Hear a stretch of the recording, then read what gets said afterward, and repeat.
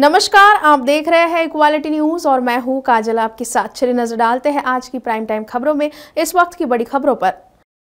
जम्मू कश्मीर परिसीमन आयोग ने अंतिम रिपोर्ट जारी कर दी है। जम्मू कश्मीर में विधानसभा क्षेत्रों के परिसीमन की प्रक्रिया पूरी होने से यहां पर 7 विधानसभा सीटों में बढ़ोतरी होगी। इससे यहां कुल 90 सीटें हो जाएगी। परिसीमन आयोग ने केंद्र शासित जम्मू कश्मीर के विधानसभा क्षेत्रों के परिसीमन पर अंतिम रिपोर्ट जारी कर दी है। गुरुवार को नई दिल्ली में जम्मू कश्मीर परिसीमन आयोग ने एक बैठक के बाद रिपोर्ट को जारी किया। आधिकारिक सूत्रों के अनुसार आयोग के लिए 6 मई 2022 तक अंतिम रिपोर्ट सौंपने की समय सीमा निर्धारित थी। इससे पहले आयोग की तरफ से मसौदा रिपोर्ट जारी कर जम्मू कश्मीर से सुझाव लिए गए थे। रिपोर्ट के जारी होने के साथ ही केंद्र शासित प्रदेश में विधानसभा चुनाव कराए जाने का रास्ता साफ हो गया है।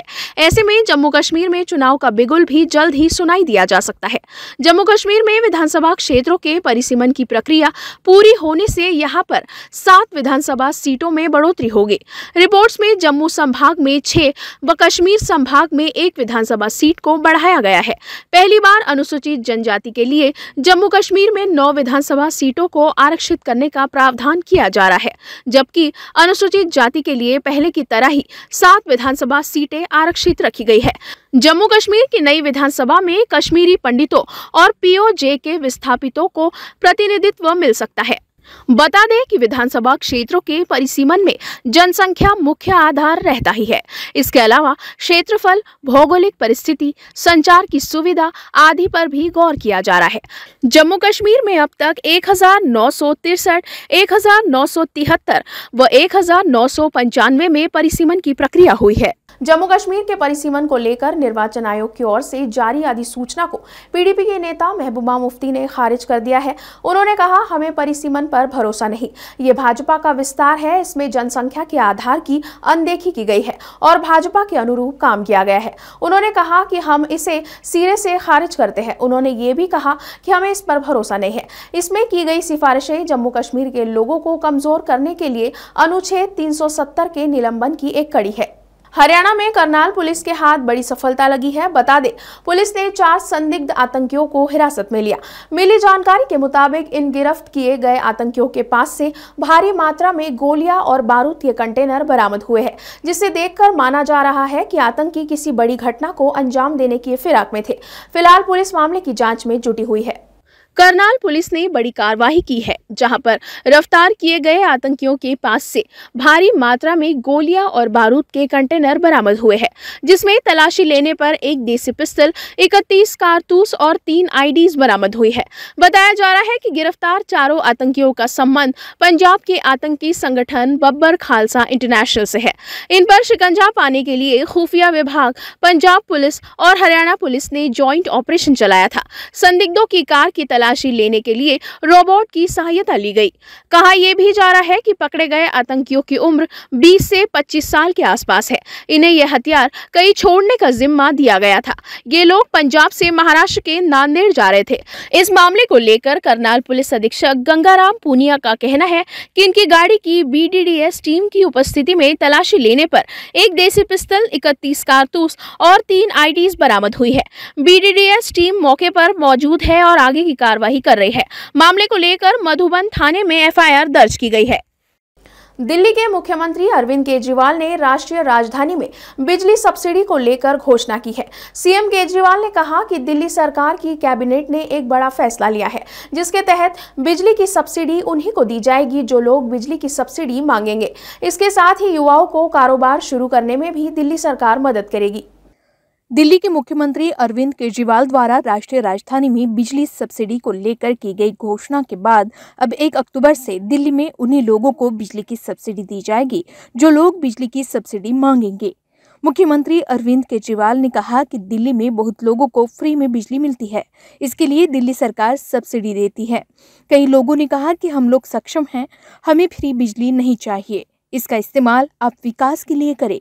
दिल्ली में बहुत सारे लोगों को फ्री बिजली मिलती है, इसके लिए दिल्ली सरकार सब्सिडी देती है। बीच बीच में कई लोगों के मेरे पास सुझाव आते हैं, कई लोगों की चिट्ठियां आती हैं, कई लोगों से जब मैं मिलता हूं वो कहते हैं कि सर अच्छी बात है आप हमें फ्री बिजली दे रहे हो, लेकिन हमारे में से कुछ लोग जो हैं वो सक्षम हैं, हम फ्री बिजली नहीं लेना चाहते, हम आपकी सब्सिडी नहीं लेना चाहते, आप इस पैसे को कहीं स्कूल अस्पताल बनाने के लिए इस्तेमाल कर लीजिए।